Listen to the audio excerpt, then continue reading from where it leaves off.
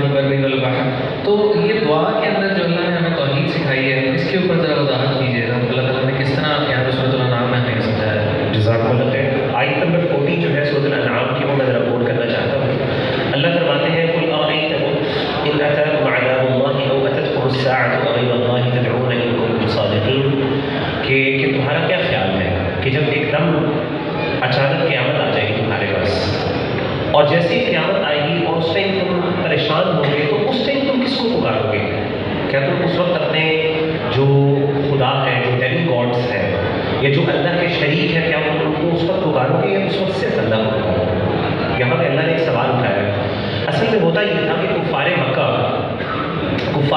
جب بھی مشکل کے اندر پھنستے، کسی بھی سفر میں جا رہے ہیں، اللہ نے کئی جگہ قرآن مجید میں کوٹ کیا ہے اس بات کو کہ جب بھی وہ کوئی سفر میں کر رہے ہوتے، خاص طور پہ سمندر کا سفر ہوتا اور لہریں ان کو پکڑ لیتی اور ان کو پتہ چل جاتا کہ اب وہ غرق ہونے لگے ہیں، ختم ہونے لگے ہیں، تو اس وقت خالصتاً صرف اللہ کو پکارتے تھے کہ اللہ اپنے کی مدد چاہیے ہمیں، اپنے خداؤں کو بھول جاتے تھے.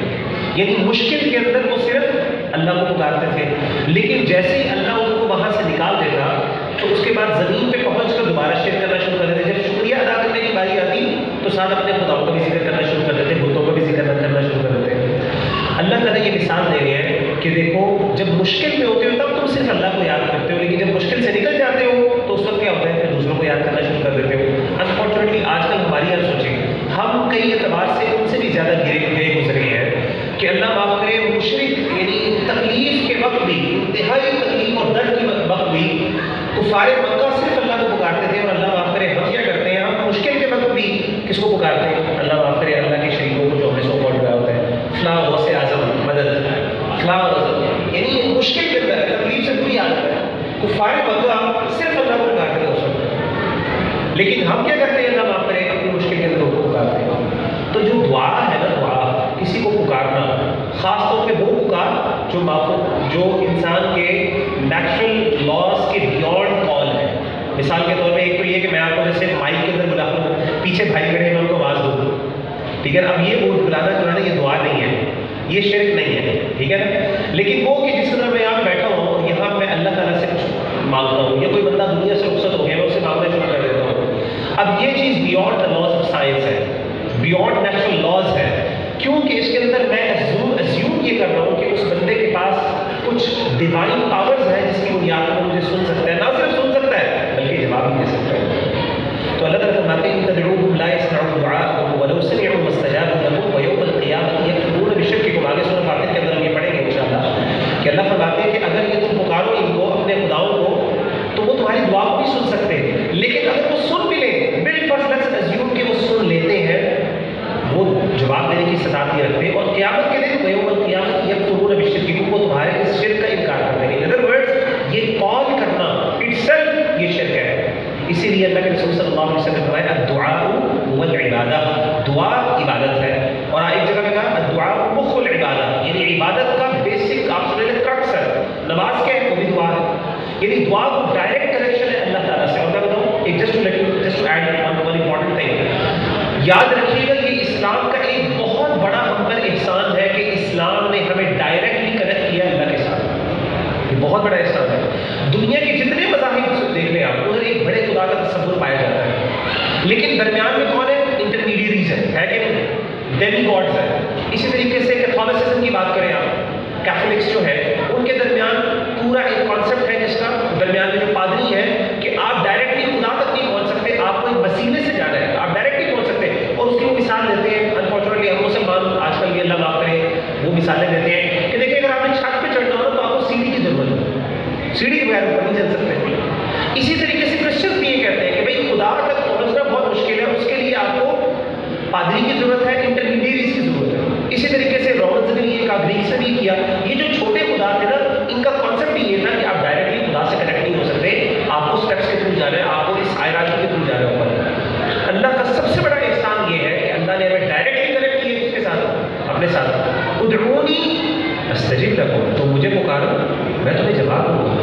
اور کہا وَإِذَا سَأَلَكَ عِبَادِي عَنِّي فَإِنِّي قَرِيبٌ، ہم دوسرے پارے کے اندر پڑھ چکے ہیں کہ جب میرے بندے میرے بارے میں سوال کرتے ہیں تو ان کو بتا دو فَإِنِّي قَرِيبٌ أُجِيبُ دَعْوَةَ الدَّاعِ إِذَا دَعَانِ، جو پکارنے والے کی میں پکار کو سنتا ہوں، جواب دیتا ہوں جو بھی جب بھی جیسے مرضی کو پکارے اس کو جواب دیتا ہے. اس میں عموم ہے بالخصوص، یعنی بالکل عموم ہے، مطلقاً ایبسولوٹ سینس میں جنرالٹی اس کے اندر پائی جاتی ہے.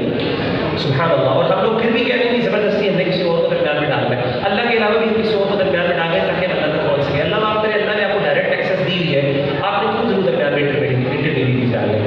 تو دعا خاص طور پہ اس کے اندر کسی کو اس طرح اننیسیسریلی ان کو پکارنا خاص طور پہ اور اسے ایکسپیکٹ کرنا کہ وہ اللہ سے بھی کچھ لے کے دیں گے، ایگزیکٹلی یہی کیا کرتے تھے کفار مکہ کرتے تھے. کفار مکہ کہتے تھے کہ ہم ان کو اصل خدا نہیں مانتے، ہم نہیں سمجھتے کہ یہ سب کچھ کر سکتے ہیں. اصل میں یہ اللہ کے ہمارے وسیلہ ہے، کیونکہ یہ اللہ تک ہمیں کنیکٹ کرتے ہیں. ما نعبدهم الا ليقربونا الى الله زلفى. ہم ان کی عبادت اس لیے نہیں کرتے، یہ ایک سیلف کوئی ڈیوینٹی کے اندر پائی جاتی ہے. اصل میں اس کی عبادت کرتے ہیں نیک لوگ ہی اللہ سے کنیکٹ کر رہے ہیں. کفار مکہ بھی یہی کرتے ہیں، ہمارا بھی آگے بڑھ ہے، فرق کوئی نہیں. تو اللہ تعالیٰ ہم سب کو صحیح معنوں میں توحید پر گامزن رہنے کی توفیق عطا فرمائے. نہیں اعتراضات تو اللہ تعالیٰ نے ریفیوٹ بھی کیا ہے. اگر ہم آیت نمبر 7 to 21 دیکھیں تو یہ سارے اعتراضات ذکر ہوئے ہیں، ان کا آنسر اللہ نے ذکر کیا ہے. وہ اعتراضات کیا ہیں، ان کے جوابات کیا ہیں جو اللہ تعالیٰ نے یہاں پر دیے ہیں. بہت ہی خوبصورت پیسیج ہے. اس میں شروع میں بتانا چاہوں گا کہ بہت سے لوگ یہ سوال کرتے ہیں نا کہ اگر حق اتنا واضح ہے، اسلام اتنا واضح ہے تو لوگ کیوں نہیں قبول کر لیتے. ایک تو وجہ بتائی جاتی ہے ہمیں قرآن مجید میں کہ اقترب للناس حسابهم وهم فی غفلۃ معرضون. غفلت اصل میں ہیومینٹی کی نیچر کیئرلیس ہے. اور یہ آپ اپنی ارد گرد بھی دیکھیں گے، اپنی لائف میں ہی دیکھ لیں کہ آپ کو پتہ ہے ایک چیز ٹھیک ہے، کتنے لوگ عمل کرتے ہیں. جیسے مثال کے طور پہ ہم سب کو پتہ ہے دودھ زیادہ اچھا ہے کوکا کولا سے، ٹھیک ہے، لیکن زیادہ تر لوگ سوڈا ڈرنکس پیتے ہیں، دودھ کم لوگ پیتے ہیں. ہم سب کو پتہ ہے کہ رات جلدی سونا چاہیے، صبح جلدی اٹھنا چاہیے، کتنے لوگ عمل کرتے ہیں. ٹھیک ہے، تو ایک تو کیئر لیسنس اور ہیڈ لیسنس. دوسرا یہ ہے کہ ایروگینس، جو کہ ان آیات میں صاف واضح ہے کہ قبول ہی نہیں کرنا. ظاہر ہے جب ایروگینس آ جاتی ہے پھر اللہ تعالیٰ دلوں میں پردہ ڈال دیتا ہے. اس کے بعد بھی ایگو بھی ہے، انا، کہ بھائی نہیں ہمارے سارے بڑے غلط تھے. یہ کیا بات ہوئی؟ اس کا مطلب ہم اتنے سالوں سے غلط چیز فالو کرتے آ رہے ہیں. تو وہ انا حاوی ہو جاتی ہے اور پھر شیطان بھی انوالوڈ ہوتا ہے ظاہر، اور بلائنڈ فالوئنگ. یہ ان آیات سے واضح ہے کہ ان کے پاس جواب کوئی نہیں تھا سوائے یہ چند ایک چیزوں کے، ایروگینس، ایگو، بلائنڈ فالوئنگ. پھر ان آیات سے یہ واضح ہوتا ہے کہ اللہ تعالیٰ جو ہے وہ انسان کو بڑے چانسز دیتا ہے. کچھ لوگ یہ سوال کرتے ہیں نا کہ اللہ نے کہا ہے کہ ہدایت اللہ کی طرف سے ہے اور تم کسی کو چاہ کے بھی نہیں ہدایت دے سکتے. تو دیکھیں ان آیات کا ایک کانٹیکسٹ ہے. یہ بات تب ہے جب ایک بندے کو سارے چانسز دے دیے گئے، پھر اللہ دل میں پردہ کر دیتا ہے، پھر اللہ تعالیٰ جو ہے اس کا دل بند کر دیتا ہے. تو یہ جو چانسز ہیں وہ کیا ہے ان آیات کی روشنی میں؟ دیکھیں، ایک تو نیچرل انٹویشن ہے، جس کو سکس سینس کہہ لیں، انٹویشن ہے. ہر انسان کو فَأَلْهَمَهَا فُجُورَهَا وَتَقْوَاهَا کہ اللہ نے وہی کیا ہوا ہے اس کو کہ صحیح اور غلط کی پہچان کیا ہے، اور اس کے اندر سے خود ہی علام بن جائے گا کہ یہ بات صحیح نہیں ہے، فطرت. ٹھیک ہے، اس کے بعد جو ہے اللہ تعالیٰ جو ہے وہ آبزرویشن کی پاور دی ہے. انہی آیات میں دیکھیں اللہ تعالیٰ کہتے ہیں، یہ آیت نمبر 11 سے واضح ہے کہ چلو پھرو دیکھو، نوٹ کرو کہ پرانی قومیں جو تھیں وہ تم سے زیادہ پاورفل تھیں، کیوں تباہ ہوئی. آبزرو کرو. دیکھیں ہمیں ڈیلی ایسے معاملات پتہ لگتے ہیں. کیا ہم جنازے نہیں اٹینڈ کرتے؟ جنازہ پوری آبزرویشن ہے. کیا ہم دروس نہیں سنتے؟ کیا ہم قبر میں دفن ہوتے لوگوں کو نہیں دیکھتے ہیں؟ لیکن اس کے باوجود چینج کتنے لوگوں میں آتی ہے، یہ کویشچن ہے بہت بڑا. ٹھیک ہے، تو آبزرویشن اللہ کراتا ہے. لاکھوں لوگ کی خبر آتی ہے ایکسیڈنٹ ہو گیا، کیا گارنٹی ہے کہ ہم بڑھاپے تک جائیں گے؟ ٹھیک ہے نا، کبھی بھی کچھ بھی ہو سکتا ہے. آبزرویشن سے بھی نہیں سمجھ آ رہی تو اللہ نے ڈائریکٹ امپیریکل ایویڈنس وہی نازل کی ہوئی. اللہ کہتا ہے یہ پڑھو اور اس سے سیکھو، اس میں سب کچھ واضح ہے، کتابوں مبین ہے. وہ بھی نہیں تو پھر اللہ رب العالمین ایک آزمائش میں مبتلا کرتا ہے انسان کہ شاید اب یہ سدھر جائے. اور کئی لوگ آزمائش سے سدھرتے ہیں. آپ نے دیکھا ہے کہ اللہ تعالیٰ کوئی اولاد ان کی جو ہے وہ لے لیتا ہے ان سے، لوگ سیدھے ہو جاتے ہیں. یا کسی کی کوئی ڈیتھ ہو جاتی ہے پیارے کی، لوگ سیدھے ہو جاتے ہیں، آزمائش سے سیکھ لیتے ہیں. ٹھیک ہے نا، وہ بھی نہیں تو پھر اللہ تعالیٰ پکڑ لیتا ہے، ان بطش ربک لشدید، اور پنش کرتا ہے. پھر بھی سمجھ نہیں آئی تو پھر اس کا مطلب ہے کہ اب یہاں پہ مہر لگنے والی ہے، پھر معاملہ تمام ہے. یہی ان آیات سے واضح ہو رہا ہے. تو بس ایک دو آیات آپ کے سامنے بڑی خوبصورت رکھوں گا. دیکھیں، ایک تو ہر وہ انسان جو دعوت کا کام کرے گا اپنے گھر والوں کو دعوت دے گا، سب سے پہلے گھر والوں کی طرف سے اپوزیشن آئے گی. یہ پارٹ آف دا پیکیج ہے.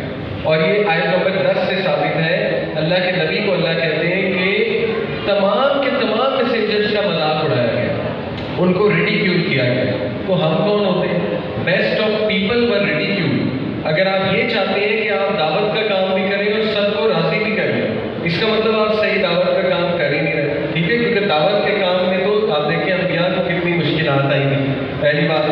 پھر اسی طرح ایک اور بڑی خوبصورت آیت ہے جس میں اللہ سبحانہ و تعالیٰ نے باقاعدہ، یہ بلکہ اس سے پچھلی آیت ہے، ان کی دلیل کہ اینجل کیوں نہیں آتا، کوئی فرشتہ کیوں نہیں آتا تمہارے ساتھ. یہ مشرکین کہتے تھے کہ اگر تم سچے نبی ہو، تو اللہ نے کہا آؤٹ آف ہز مرسی، اللہ کہہ رہے ہیں کہ اگر فرشتہ آ گیا تو پھر مہلت کوئی نہیں ہوگی تمہاری، پھر معاملہ تمام ہے، کیونکہ پھر تو کلیئر تم نے دیکھ لیا نا، اس کے بعد پھر مہلت کوئی نہیں ملی. اور اسی لیے اللہ نے آیت نمبر 12 میں جو بات کی ہے وہ یہ ہے کہ کتب علی نفسہ الرحمہ، کہ اللہ تعالیٰ نے اپنے لیے رحمت لکھ دی.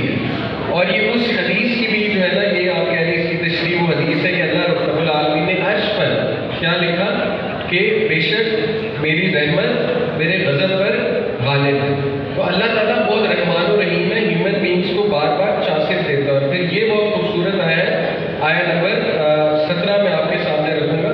اس میں اللہ تعالیٰ کہتے ہیں وَإِن يَمْسَسْكَ اللَّهُ بِضُرٍّ فَلَا كَاشِفَ لَهُ إِلَّا هُوَ وَإِن يَمْسَسْكَ بِخَيْرٍ فَهُوَ عَلَى كُلِّ شَيْءٍ قَدِيرٌ.